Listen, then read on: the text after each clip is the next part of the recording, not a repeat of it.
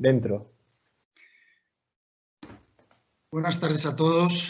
Soy Adrián Dupuy, soy socio responsable de litigación y en especial me ocupo de la parte de penal en el despacho Cecamagán. Muchas gracias a todos por participar en esta charla y muchas gracias a María Jesús González de la Residencia Los Peñascales y a don Jesús Cubero, gerente de AESTE, que nos han ayudado a darla a conocer. El objeto de la misma, tal y como os hemos anticipado, es hacer una presentación sobre la situación que estáis padeciendo. Vosotros la conocéis mejor que nadie. También sobre las posibles situaciones que os podréis encontrar como consecuencia de la pandemia del coronavirus. Desgraciadamente, las residencias están siendo objeto de una injusta campaña de prensa, haciéndolas padecer como culpables de situaciones que más que provocar han padecido. Al principio de todo, en la semana siguiente a la declaración del estado de alarma, una de las noticias que se propagó fue: el ejército encuentra cadáveres junto a ancianos en varias residencias. La ministra Robles se apresuró a declarar: vamos a ser implacables y todo el peso de la ley va a caer sobre aquellos que no cumplen con su obligación, y aquí están las Fuerzas Armadas para garantizar el derecho a la salud y el trato a nuestros mayores. Vale. Pues bien, muy sonoro todo, la noticia llegó para nuestra vergüenza hasta el New York Times, pero lo que no decía la noticia es que los cadáveres estaban allí porque los servicios funerarios colapsados eran incapaces de atender a las llamadas que se hacían desde las residencias, aunque el mal estaba ya hecho. Como bien dijo el gerente de AESTE, don Jesús Cubero, que creo que está oyéndonos, en una entrevista en un periódico, dijo: las autoridades sanitarias que debían detectar el riesgo y socorrer las necesidades de los mayores han dejado a este colectivo abandonado a su suerte.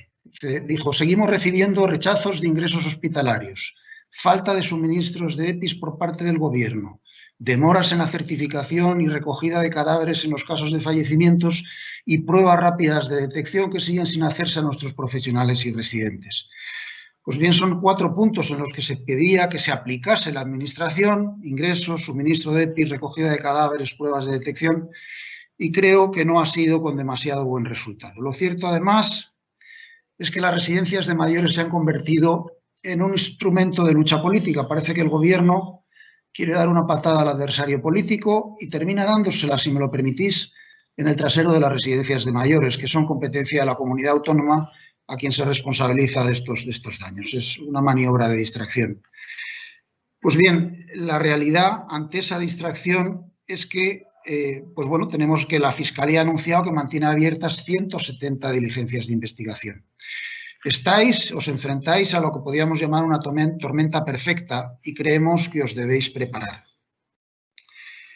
La última noticia, aparecida el pasado lunes, sobre la querella presentada en un colectivo denominado Marea de Residencias contra la presidenta de la comunidad, el consejero y los directores de 10 residencias, pero no es descartable que haya más. En esta presentación, y recuerdo que podéis ir formulando preguntas conforme vayamos avanzando en ella, a través del escrito, creo que eso se ha informado en la invitación, y Carmen se encargará de leérmelas. Pero en esta presentación vamos a hacer los 3 posibles escenarios que pueden acontecer para luego analizar cómo os podéis preparar.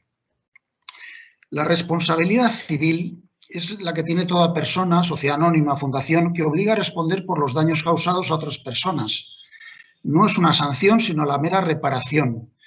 Normalmente, esta responsabilidad está cubierta por seguros de responsabilidad civil. Aquí no es normal, es que es obligatorio. El artículo 17H, por lo menos en la Ley 11/2002 de la Comunidad de Madrid, impone la necesidad de contar con seguro de responsabilidad civil. La responsabilidad penal, y al menos en los delitos que aquí van a ser objeto de análisis, solo la tienen las personas físicas. Conlleva la imposición de una pena y de ahí deriva una responsabilidad civil que esta sí podrá ser asumida por el centro.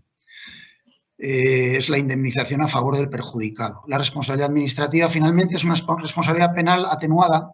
Hay sectores de la actividad que tienen objeto de regulación por parte de la Administración, que determina una serie de infracciones, contempla la imposición de sanciones a través de lo que se llama la potestad sancionadora de la Administración. Pues bien, aquí lo que sí puede haber, y que me perdonen los catalanes presentes, es que prolifere la práctica de querellas catalanas. Es decir, cuando se busca una responsabilidad por responsabilidad civil, que normalmente, ya digo, estará cubierta por la empresa aseguradora, pero se acude a la vía penal denunciando a los responsables del centro por el delito para así poder presionar más y tratar de llegar a un acuerdo extrajudicial. Muchas veces los juzgados lo advierten de inmediato y aplican el principio de intervención mínima, pero otras veces no es así y consienten que se utilice el proceso penal de forma, digamos, instrumental.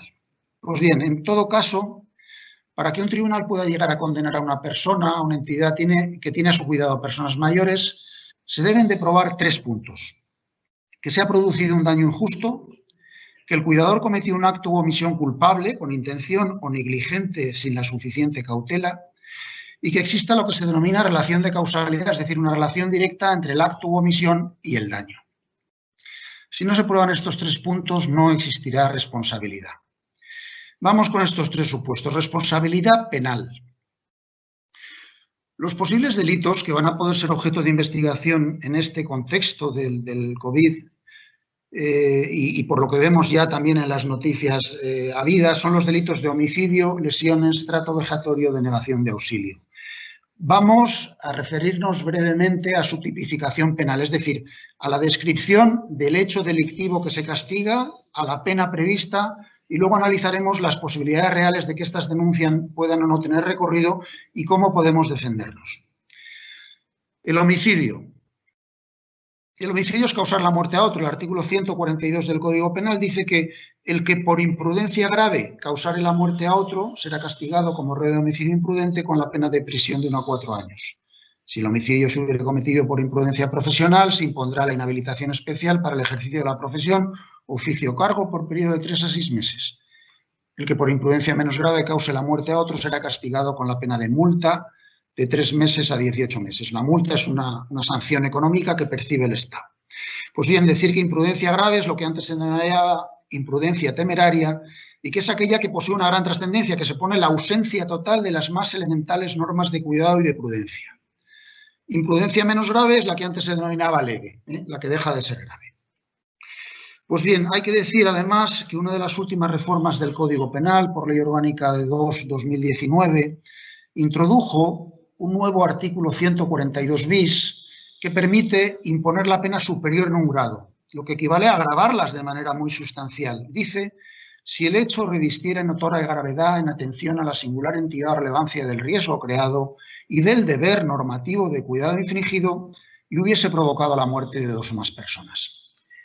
La ley que motivó esta reforma era regular el problema de la conducción de vehículos de motor y el abandono del lugar, pero ahora la realidad es que cualquiera que sea el origen de la impunidad puede aplicarse a la situación del coronavirus. Yo entiendo que esto aquí es, pues bien, yo digo que es un ejemplo de utilización de conceptos jurídicos indeterminados, que tienen como consecuencia una grave inseguridad jurídica porque permite el arbitrio judicial. ¿Qué es notoria gravedad? ¿Qué es singular entidad? ¿Quién determina la relevancia del riesgo, ¿no? Pues bien, aquí creo que parece evidente que se podrá utilizar este precepto, por lo menos, para hacer ruido, para que se advierta que este es un caso de notoria gravedad para la apertura de diligencias. Esta misma agravante está prevista también para el delito de lesiones. Y vamos con él. Delito de lesiones por imprudencia grave o menos grave está regulado en el artículo 152 y las sanciones la tenéis en el slide. El que por imprudencia grave causa alguna de las lesiones previstas en los artículos anteriores será castigado en atención al riesgo y al resultado con la pena de prisión de 3 a 6 meses, multa de 6 a 18. Si las lesiones hubieran cometido por imprudencia profesional, que aquí podría darse, se podrá imponer la pena de inhabilitación especial para el ejercicio de la profesión, oficio o cargo por un periodo de 6 a 4 años.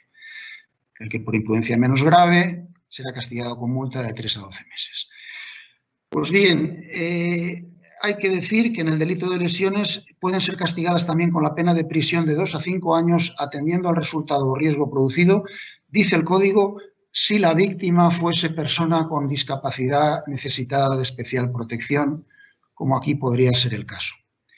En relación con las lesiones y a diferencia de lo que sucede con el homicidio, el delito de lesiones solo es perseguible mediante denuncia de la persona agraviada o su representante legal.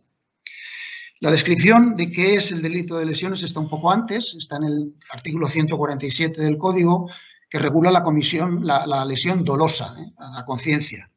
Y dice el que por cualquier medio causare a otro una lesión que menoscabe su integridad corporal o su salud física mental, será castigado con delito de lesiones. Dice, siempre que la lesión requiera objetivamente para su sanidad, además de una primera asistencia facultativa, tratamiento médico o quirúrgico. La simple vigilancia o seguimiento facultativo del curso de la lesión no se considerará tratamiento médico.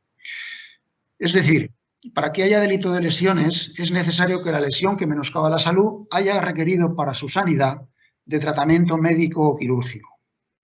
Y aquí me permito un comentario malintencionado, porque han sido pocos los ingresos hospitalarios de ancianos enfermos en residencias, por lo que difícilmente se podría integrar el tipo de lesiones, teniendo en cuenta que a veces el único tratamiento que han recibido ha sido exclusivamente paliativo. Tanto por una cosa, la ausencia de internamiento, como por la otra, la necesidad de denuncia particular, lo previsible es que Fiscalía vaya directamente al delito de homicidio imprudente. Como os he dicho, al margen de homicidio y lesiones hay otros delitos que deberíamos considerar: el delito de abandono, el delito de maltrato o trato vejatorio o el delito de denegación de auxilio. Delito de abandono está en el artículo 229 y habla del abandono de un menor de edad o de una persona con discapacidad necesitada de especial protección por parte de la persona encargada de su guarda, que será castigado con pena de prisión de 1 a 2 años. Si el abandono fuera realizado por los padres, tutores o guardadores legales, como podría ser en el caso de las residencias, se impondrá la pena de prisión de 18 a 3 años. Se impondrá la pena de prisión de 2 a 4 cuando por las circunstancias del abandono se haya puesto en concreto peligro la vida, la salud, la integridad física, la libertad sexual del menor o la persona con discapacidad, y dice, sin perjuicio de castigar el hecho como corresponda si constituyera otro más grave. Y esto quiere decir que el abandono puede castigarse en paralelo con el delito de lesiones o el de homicidio, si hubiera ese resultado. El delito de trato vejatorio castiga a quien infligiera a otra persona un trato degradante, menoscabando gravemente su integridad moral, será castigado con pena de prisión de 6 meses a 2 años. También en este caso está previsto que si además del atentado contra la integridad se produjo la lesión a la vida o la integridad, se castigan los hechos separadamente. Por último, el delito de denegación de auxilio del artículo 412, que sanciona aquí al funcionario público que, requerido por autoridad competente, no prestare el auxilio debido. Bueno, aquí podría haber dudas si pudiera tratarse de funcionario público, si los directores de las residencias, habida cuenta de la gestión de una función social, pudiera aplicar este delito. Yo creo que podría hacer. Vistos los tipos de delito, vamos a explicar un poco qué puede pasar o qué está pasando. El Ministerio Fiscal está capacitado para practicar estas diligencias de investigación para el esclarecimiento de los hechos. Se lo reconoce la Ley de Enjuiciamiento Criminal, su estatuto orgánico y las circulares que regulan el cómo puede llevarse a cabo. Es verdad que no puede hacer todo. Para determinadas medidas precisa de la aprobación o autorización del juez instructor. Pero con carácter general podemos deciros, y a lo mejor algunos ya lo estáis padeciendo, los fiscales pueden ordenar todas las diligencias que sean pertinentes para la averiguación de los hechos, como la toma de declaración del investigado, que es una diligencia imprescindible, puesto que no se puede realizar la investigación a espaldas del investigado. El fiscal debe comunicarle el motivo de su citación e informarle de sus derechos y, además, deberá estar asistido de abogado. Tras la declaración, debe darse al investigado la posibilidad de leer, solicitar la modificación que entienda que no ha sido correctamente transcrita o hacer constar la protesta si hubiere desacuerdo, ¿no? Se le debe entregar copia. El fiscal puede acortar práctica de declaraciones testificales de profesional de la residencia o careos entre los testigos. Puede acordar determinadas medidas limitativas del derecho a la intimidad, como intervención de agendas o dietarios.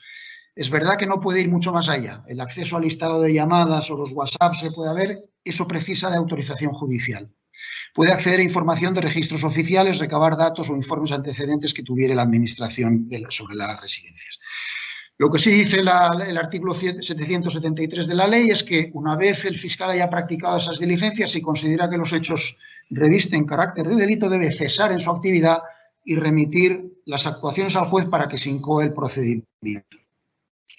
No siempre los fiscales están cumpliendo esta obligación de cesar y a veces incluso continúan en sus diligencias en paralelo a los procesos que pueda haber incoado el juez. Pero bueno, lo previsible es que tengáis esa actuación de los fiscales, o puede pasar también que directamente sean los familiares o el propio perjudicado el que inicie la acción, en la acción lo que se llama la acusación particular, pueda presentar querella o denuncia ante el juzgado y que por decanato se reparta al juzgado que corresponda que inicie las actuaciones.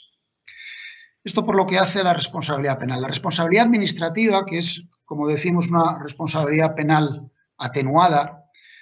Me voy a referir a la Comunidad de Madrid, que es con quien se pensó esta ponencia, aunque luego en la difusión sé que estarán también presentes gente de Canarias y de Cataluña, pero es normativa autonómica la que regula la ordenación de actividad de centros de atención social y mejora de la calidad. Aquí, en este caso, es la Ley 11/2002 de 18 de diciembre, por la Orden 766/93 de junio, que regula el reglamento de organización y funcionamiento de las residencias. Pero bien, estas leyes tienen por objeto garantizar la adecuada prestación de los servicios sociales mediante la regulación de la actividad de estas entidades. Van a decir ahí qué es lo que debéis hacer. Sea suficiente poner. Se regula en el artículo 12 la evaluación de la calidad de los servicios. El proceso de medición del servicio prestado a partir de los compromisos que haya declarado la entidad, las necesidades de los usuarios y los programas que se tengan. Y nos dice ya el artículo 12 que se realizará respetando el contenido y los requisitos mínimos que establece esta ley, que ahora veremos cuáles son. Bueno, los conocéis de sobra. La ley también contiene o regula la actuación inspectora en su artículo 20, que tiene por objeto la vigilancia, control, comprobación, orientación de la que pudiera derivar un expediente sancionador. La ley tipifica un catálogo de infracciones leves, graves y muy graves en los artículos 27, 28, 29 y también establece un catálogo de sanciones por las infracciones leves, graves o muy graves en el artículo 30. Quiero hacer mención de quiénes son a estos efectos los sujetos responsables y eventualmente destinatarios de las sanciones. Está en el artículo 25 y advierte que son responsables de las infracciones administrativas en materia de servicios sociales. Dice, aun a título de simple inobservancia, las personas físicas o jurídicas titulares de los centros de servicios, diciendo o explicando que la titularidad, salvo prueba en contrario, se presume que la ostentan aquellas personas a cuyo nombre figure la autorización administrativa concedida y que serán responsables estos titulares de las infracciones cometidas por cualquier persona que intervenga en las actividades del centro, sin perjuicio de las acciones de resarcimiento contra el autor que resulten procedentes. También son responsables las personas físicas y jurídicas que directamente realicen las acciones o omisiones tipificadas como infracciones. Y luego se matiza que a los solos efectos de la prohibición del ejercicio de actividades contempladas en esta ley, que es una de las sanciones que se pueden imponer, también serán responsables los miembros del Consejo del órgano de administración, salvo que no hubieran asistido por causa justificada, hubieran votado en contra o salvado su voto de las decisiones o acuerdos que hubieran dado lugar a las infracciones. También los apoderados, con la misma excepción. Finalmente, el director de los centros, a los solos efectos de inhabilitación y prohibición de ejercicio de actividades contempladas. Pues bien, les remito, creo que no tiene sentido que vayamos ahora con más detalle a ver esas infracciones y sanciones, simplemente destacar por el hecho que estamos padeciendo 3 de las infracciones graves que se describen que pueden dar lugar a una infracción muy grave. Por ejemplo, descuidar el deber de asistencia o no facilitar el acceso a la atención que resulte de las necesidades básicas de los usuarios. El exceso en la ocupación de los espacios de uso común o en dormitorios. El no disponer de personal suficiente en número o especialización. Pues bien, estas anteriores, si de ellas se deriva daño grave e irreparable para el usuario de los centros de servicios, pueden ser infracción muy grave. En cuanto a las sanciones, pueden ser leves, graves y muy graves, están en el artículo que os he señalado, pero bueno, aquí apuntar que pueden ser multas económicas de muy elevado importe, prohibición de ejercicio de actividades, revocación de autorización, prohibición de financiación pública o cierre temporal incluso definitivo. ¿Qué podemos explicar además de la responsabilidad administrativa? Bueno, ejerce a través del procedimiento administrativo sancionador que garantiza adecuadamente el derecho de defensa. Es un procedimiento en donde aquel contra quien se tramite el expediente tiene la capacidad de hacer alegaciones al acuerdo de incoación, de proponer prueba, de estar presente en la práctica de la prueba o de hacer alegaciones a la propuesta de resolución. Y todo ello sin perjuicio de los recursos administrativos contra la sanción que se pudiera imponer o eventualmente también de los recursos ante los tribunales de justicia en lo que se denomina el proceso contencioso administrativo.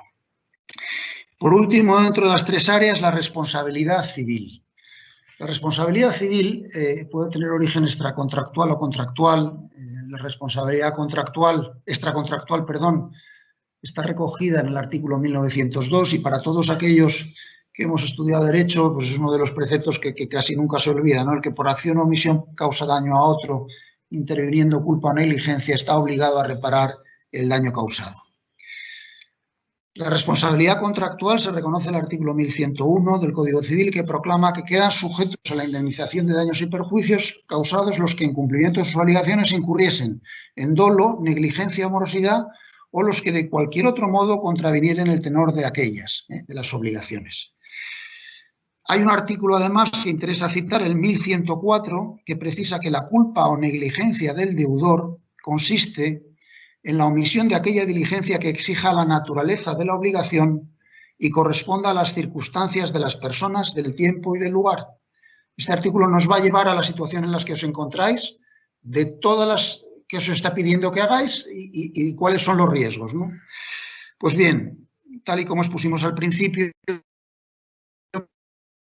a un resarcimiento a las personas que tienen a su cuidado a personas mayores, el reclamante debe probar 3 puntos: que se ha producido el resultado o el daño injusto, que el cuidador cometió un acto o una omisión culpable con intención o negligente sin la suficiente cautela y que existe una relación directa entre el acto u omisión y el daño. Si no se prueban estos 3 puntos, no habrá responsabilidad. El problema práctico que se suscita, que no es menor, es el de a quién corresponde la carga de la prueba. ¿Tengo yo que demostrar que soy inocente o tiene el demandante que justificar que yo he omitido el cumplimiento debido? Pues bien, el principio general es que la carga de la prueba corresponde a quien reclama, conforme al artículo 217 de la Ley de Enjuiciamiento Civil. Pero la Ley General de la Defensa de Consumidores y Usuarios establece en su artículo 147 una inversión de la carga de la prueba. Dice: los prestadores de servicios serán responsables de los daños y perjuicios causados a los consumidores o usuarios, salvo que prueben que han incumplido las exigencias y requisitos reglamentariamente establecidos y los demás cuidados y diligencias que exige la naturaleza del servicio. Esto a bote pronto complica mucho. Afortunadamente, este precepto ha sido interpretado por los tribunales de justicia. Prueba de ello es una reciente sentencia de la Sala Primera del Tribunal Supremo, la sentencia de 11 de marzo de 2020, de la que es ponente el magistrado don José Luis Seoane. La verdad es que este magistrado fue durante muchos años presidente de la Audiencia Provincial de La Coruña, es un experto en materia de responsabilidad civil y además poco antes del confinamiento, en el mes de febrero, yo asistí a una ponencia suya en la Fundación para la Investigación sobre el Derecho y la empresa FIDE, no sé si la conocéis algunos de vosotros. Precisamente la ponencia era sobre criterios jurisprudenciales en la determinación de la relación de causalidad. Todavía no había dictado esta sentencia de marzo, pero ya fue muy interesante. Pues bien, esta sentencia se enfrenta a un supuesto de fallecimiento por causas naturales, un infarto de miocardio, en una residencia de mayores. Estaba la residente sentada en el jardín cuando le acontece el fallecimiento. La sentencia del juzgado de primera instancia de Marbella estimó que la falta de atención médica por hallarse sola impidió que se le pudiera salvar la vida y condenó a la residencia a una indemnización de aproximadamente 16.000 euros. Quiere decir que las cuantías en vía civil siguen el baremo, no son las que sean, sino que están de alguna manera determinadas en el baremo de la Ley del Contrato de Seguro. La Audiencia Provincial de Málaga revocó la condena considerando que no se probó que el infarto de miocardio fuera consecuencia de una caída, de la falta de alimento, de una deshidratación o de la falta de asistencia sanitaria que sobreviniera por el hecho de encontrarse sola. Decía, no es descartable en absoluto que se produjera de forma espontánea debido a la edad o a las patologías de la misma. Interpuesto recurso de casación, y esto es lo que nos gusta y ahora transcribo varios apartados, el Supremo rechaza el recurso, confirma la sentencia de la audiencia que elimina la condena. Es una sentencia que de alguna manera nos puede servir de guía. Dice que estamos ante una responsabilidad contractual que se deriva en definitiva del contrato del residente con el centro, que es un contrato de alojamiento y arrendamiento de servicios.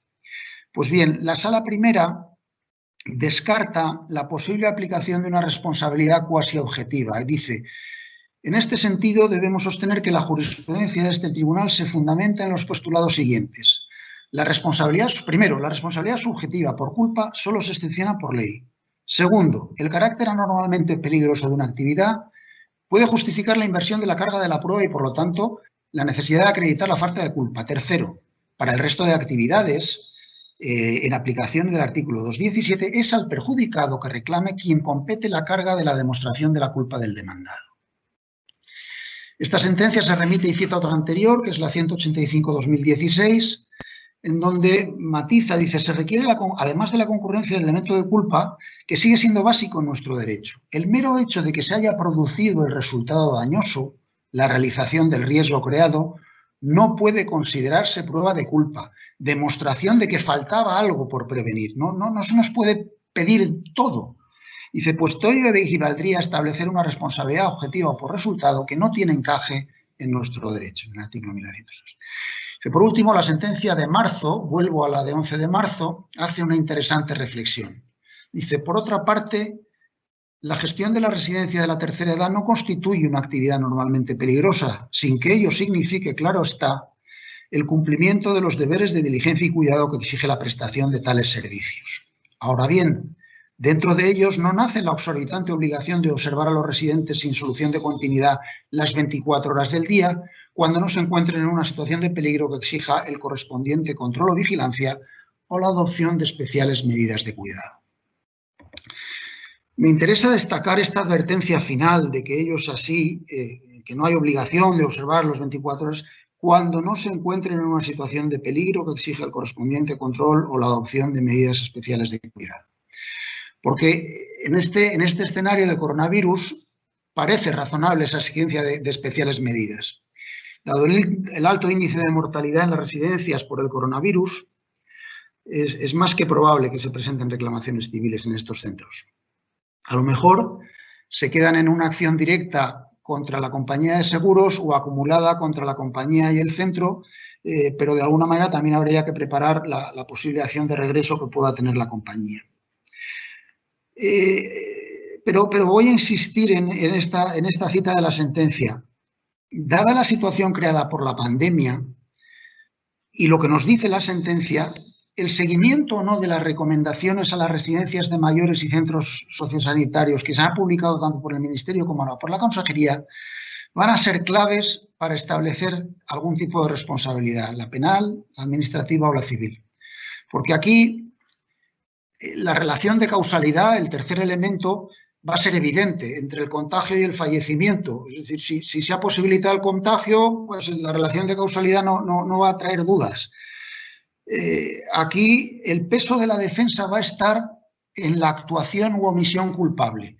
Si la residencia cometió alguna imprudencia o no pudo evitarla, es decir, estaba incapacitada. Es decir, habrá que analizar si las residencias han cumplido o no con las recomendaciones en función de las fechas y momentos anteriores a la declaración de estado de alarma, momento posterior a la publicación de todas esas regulaciones, y también en función de la disponibilidad de medios y de la capacidad de actuar.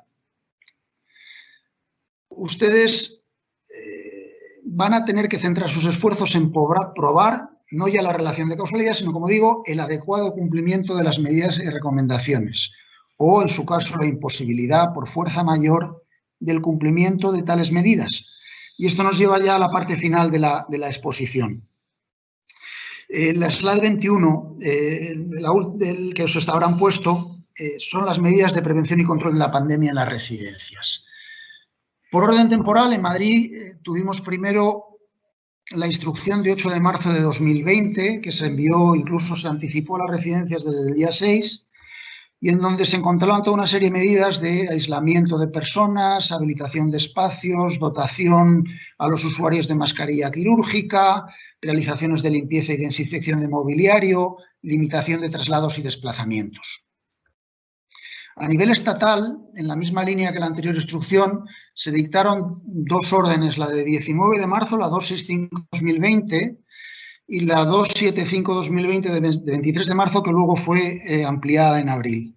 Se establecen medidas relativas a las residencias de personas ante la situación de crisis, ¿no?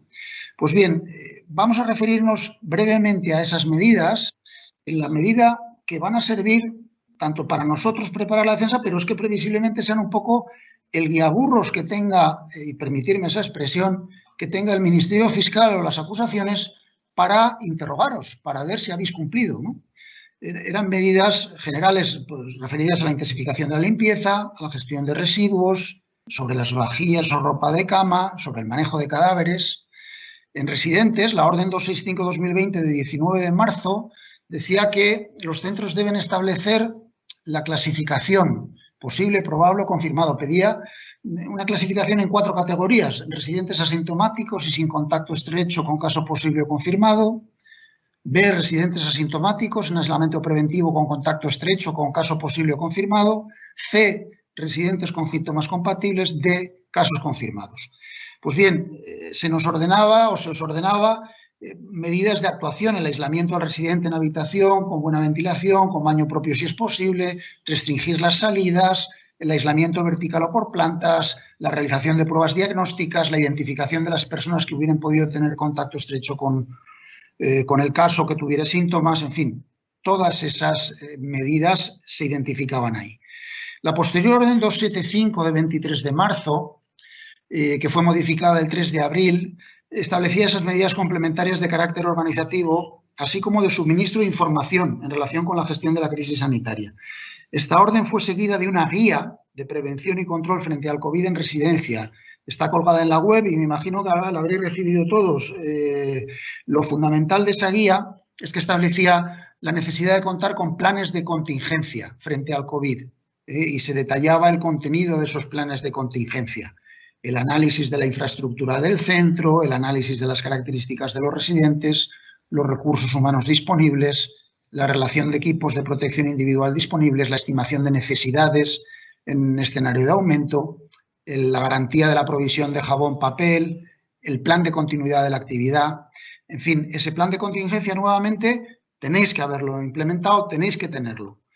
La orden establece medidas dirigidas a la protección de la salud tanto de los enfermeros o del personal como de los residentes. Me refiero a la de los residentes, ¿no? Pues suspensión de visitas y salidas, enviando mensajes y circulares, colocando carteles a la entrada, la clausura de zonas comunes, el test de diagnóstico, si el caso es positivo, establecer áreas diferenciadas para los residentes con sistematología, la necesidad de mascarillas quirúrgicas para aquellos residentes que la tengan, la información sobre la higiene, los programas identificados en limpieza, en fin, todo ese catálogo de medidas que tenéis que haber implementado y que tenéis que tener capacidad, ahora veremos qué de demostrar. Pues bien, estas guías y estos planes de contingencia, utilizando los términos de la sentencia de 11 de marzo antes comentada, son los que evidencian la situación de peligro en la que se encuentran las residencias de mayores. Son las que determinan las especiales medidas de cuidado, a tenor de las cuales vais a ser enjuiciados, puesto que en base a ellas se va a poder determinar la acción o omisión culpable determinante de la responsabilidad, cualquiera que sea, penal, administrativa o civil. ¿Qué podéis hacer? ¿Qué podemos hacer? Yo lo que consideramos es que preparéis un plan de defensa que permita aprobar el cumplimiento de esas medidas o que permita aprobar la imposibilidad de su cumplimiento por causa de fuerza mayor, porque no habéis dispuesto de los medios que os decía teníais que tener. ¿Qué os podemos sugerir? Y aquí estamos hablando a vuela pluma y vosotros a lo mejor tenéis más conocimiento. La idea es preparar una defensa frente a todo lo que os van a preguntar. Por ejemplo, solicitar al operador móvil listados de llamadas con objeto de acreditar llamadas a centros sanitarios o a los servicios funerarios para recoger a los fallecidos. Ver si habéis tenido respuesta de esos centros o acreditar que no hubo respuesta. Recabar los mails que dispongáis, WhatsApps o faxes de solicitud de internamiento o de llamada a los centros funerarios. O comunicaciones que hayáis tenido también por mail, correo electrónico, WhatsApp, a la Consejería o a la Dirección General de Sanidad. Ese trabajo de recopilación deberéis hacerlo, porque es bueno, llegado el caso, para acreditar vuestra diligencia y la imposibilidad por fuerza mayor, ¿no? También tendríais que recopilar protocolos de gestión asistencial que ya tuvierais implementados, no sé si formalizados por escrito en función de vuestro tamaño. A veces en España no estamos acostumbrados a redactar por escrito los protocolos. A nivel empresas y como consecuencia de la reforma del Código Penal, pues nos estamos poniendo en marcha a veces a poner por escrito los distintos protocolos. Si no lo tenéis, a lo mejor convendría hacerlo ahora, pero que explique cuál es vuestra actuación en las distintas áreas en las que pueda derivarse responsabilidad. Desinfección, esterilización y limpieza, derivación de consultas concertadas, derivación a urgencias o la atención a la defunción. Aquí se me ocurre advertir que, por ejemplo, el tema de la limpieza o desinfección, esterilización, que es uno de los pilares básicos de la prevención de la infección, pues bien, si podéis explicar cuál es el proceso de limpieza de uso diario del residente, si tenéis recabar los contratos con empresas que lleven a cabo esas labores de desinfección, si lo tenéis externalizado, o partes que acrediten los trabajos que se hayan llevado y a lo mejor, y a ser posible, pues remontémonos al mes de febrero, marzo, abril, mayo, en fin, el poder acreditar todas estas cosas, ¿no? O en cuanto a la desinfección y esterilización del material, pues hojas de registro de auxiliares de enfermería en tareas realizadas de limpieza, ¿no? En cuanto a la atención a la defunción, pues recopilar protocolos que tengáis sobre cuidados específicos al cadáver o los trámites administrativos asociados que tengáis. Recabar las comunicaciones que hayáis mantenido con los familiares de los difuntos, intentando concretar cuándo se llamó, qué se les expuso, en fin, qué pasó con los servicios funerarios. Explicar qué se hizo para la conservación del cadáver, en fin, poner por escrito todo ese detalle. En cuanto a la derivación a urgencias hospitalarias, lo mismo, documentar qué ha pasado en cada caso, si la petición fue atendida o cuáles fueron las respuestas recibidas, sea de los hospitales o de la propia dirección de sanidad. En definitiva, y para terminar, concluir que estáis ante una situación complicada, de posibles contingencias penales, administrativas y civiles, que es posible que la mayor parte de las acciones sean reclamaciones civiles que se dirijan directamente a las compañías de seguros, y ahí habrá que analizar las pólizas, las coberturas y las posibles acciones de regreso que pudiera haber o que pudieran plantearse contra la residencia.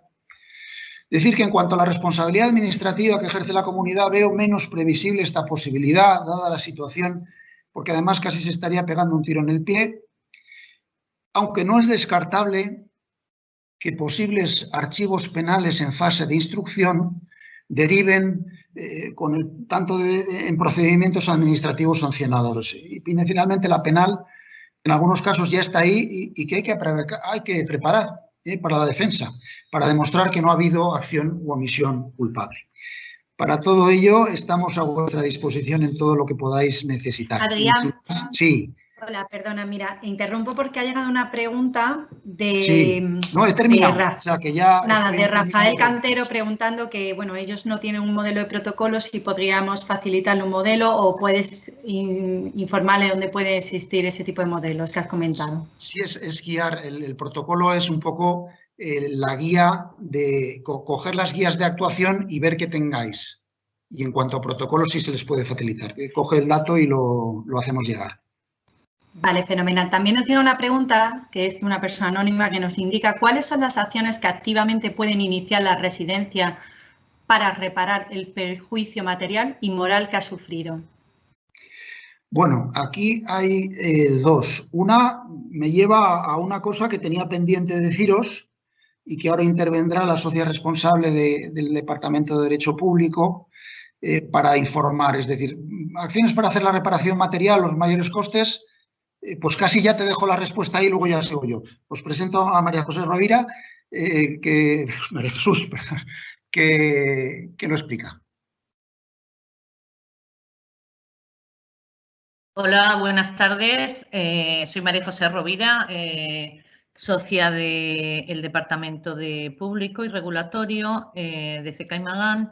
Y, bueno, me han dejado ahí la pregunta para que entre directamente. No, bueno... Con lo cual, bueno, fenomenal, fenomenal, porque no hay nada más ilustrativo que un ejemplo, ¿no?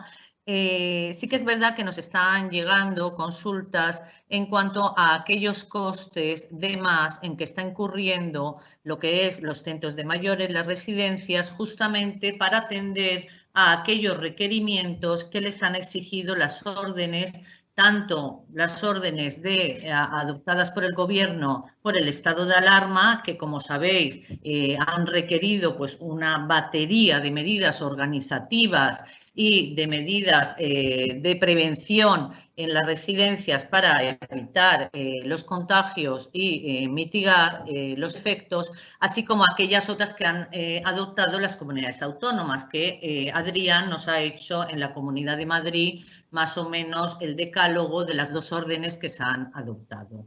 Bueno, pues estos costes, que desde luego en muchos casos han sido bastante elevados, en aquellos modelos de centros que se esté prestando un servicio público y por tanto el centro o esté dirigiendo la residencia tras una licitación como una gestión de servicio público, pues sí que, y casi siempre por el modelo de concesión, pues ahí sí que el centro puede pedir directamente un reequilibrio económico de la concesión al objeto de que esos costes adicionales en que se han incurrido por el estado del COVID y que no estaban lógicamente previstos en la concesión, pues que por parte del órgano contratante sean pagados, ¿no?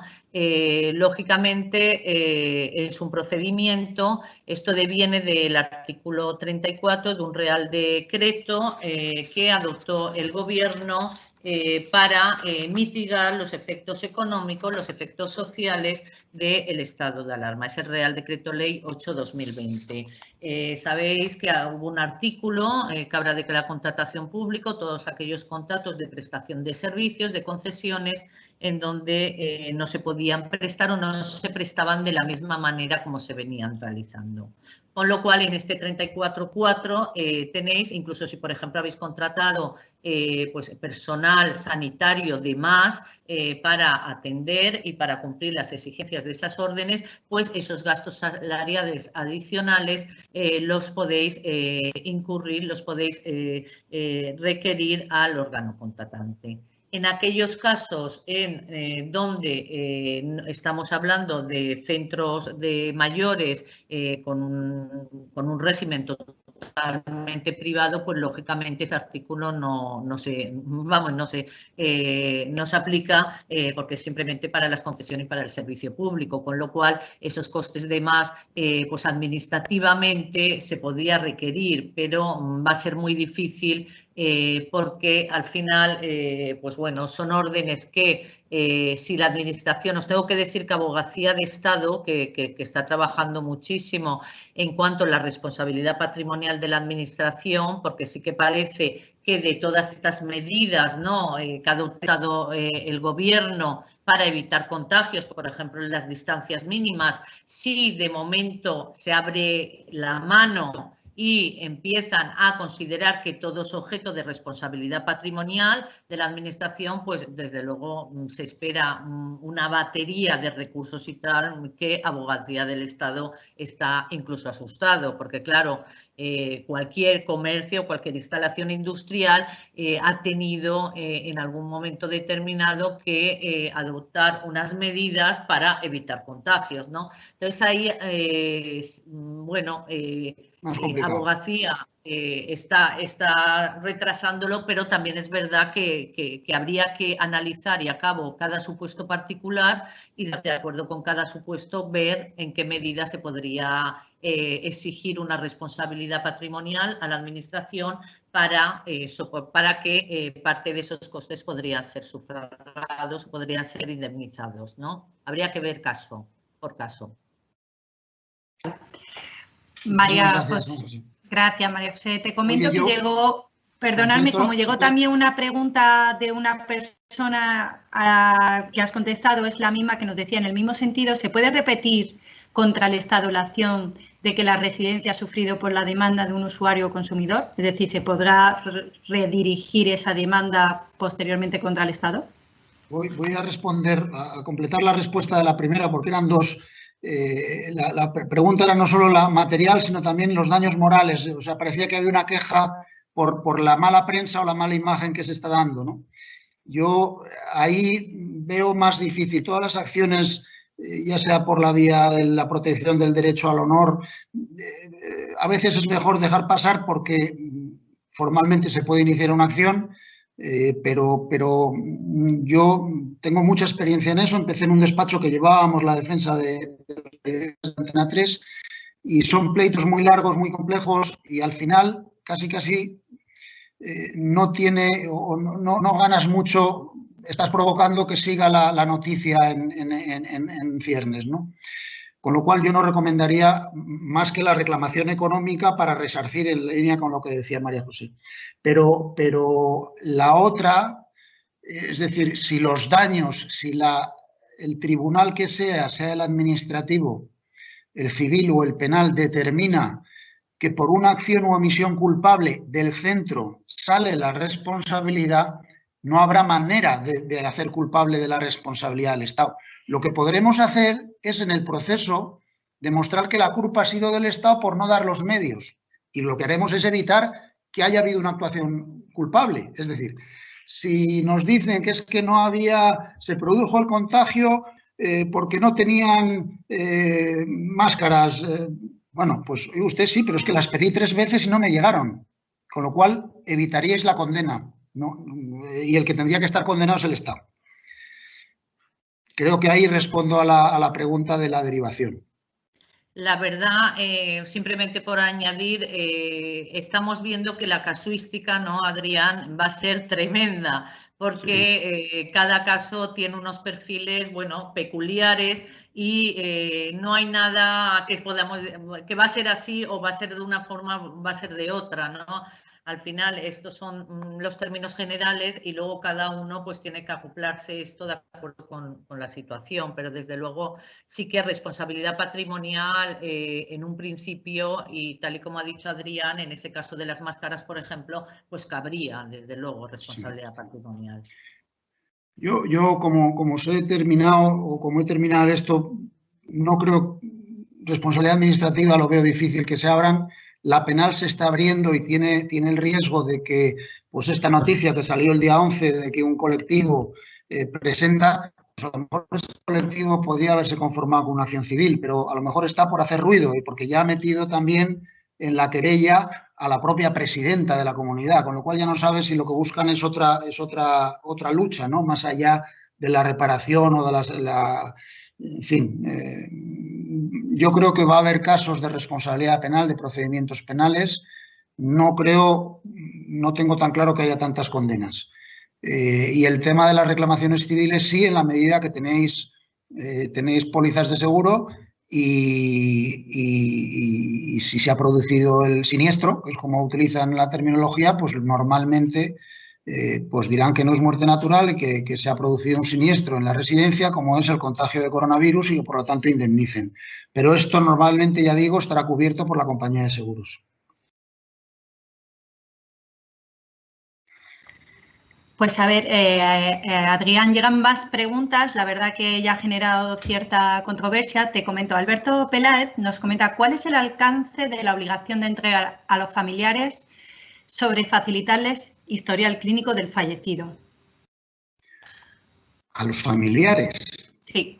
¿Cuál es el alcance de la obligación de entregarle a esos familiares facilitarle el historial clínico del fallecido? Me imagino por si posteriormente esos familiares deciden con ese historial iniciar algún tipo de acción. Si eso podría conllevar un alcance mayor o no. Tendría que consultarlo con protección de datos y con la normativa específica, pero no me parece descabellado que un familiar tenga el derecho a pedir el historial médico de su familiar. Ahora diría que limitado al familiar directo, pues el cónyuge, el hijo o el padre, pero bueno, aquí en este caso sería el hijo. Pero no me cuesta creer que pueda negarse o que pueda simplemente decir que me lo requiera el juzgado. Ahí yo no estoy tan... Vale, pues comentamos con nuestro departamento. Lo hacemos en la consulta y le contesto. Le conozco además. Vale. Perfecto. Nos llega también de Inmaculada una pregunta bastante parecida. Si los herederos directos de un fallecido nos requieren los informes médicos del padre o de la madre, si existe por parte de la residencia la obligación de dársela y si hay que darle una copia de la póliza o otra documentación también del centro. Entiendo que también habrá que comentarlo con protección de datos, pero bueno, dinos un poquito tu opinión. Sí. Yo entiendo que si os reclaman, es que incluso además no veo, si tenéis la póliza, es mejor, es que os podéis evitar el problema del pleito. Si no tenéis póliza, casi estáis llamando a que ellos demanden a la clínica y entonces en la clínica llamar a la póliza y entonces que le sustituya, que decidan si es el abogado de uno o el abogado de otro. Yo, bueno, no veo, lo analizamos, pero no veo, ¿sabes? Facilitar, no sé si es copia de la póliza, pero por lo menos decir, tiene póliza de la compañía de seguros tal y punto. Vale. Nos llega también una pregunta de Ana Estella, de Barcelona, que al respecto de la responsabilidad penal de las empresas jurídicas, y nos pregunta que si cabría aquí contemplar una responsabilidad penal para las sociedades mercantiles y penal de los administradores, independientemente de los directores. Yo creo que no, porque la reforma que introdujo la responsabilidad penal de las personas jurídicas dijo que solo era en los supuestos previstos en este código. Son 23 delitos y de los delitos que he citado, que a lo mejor luego la cabeza de cada uno le lleva, no hay ninguno en donde se haya previsto la responsabilidad de la persona jurídica. Con lo cual, no veo que pueda haber en el de homicidio, en el de lesiones, en el de maltrato, pena a la persona jurídica. En esos, desde luego, en los que he analizado en la ponencia, y ya digo que no se me ocurre ningún otro. Lo que sí hay es la responsabilidad civil derivada del delito a la empresa.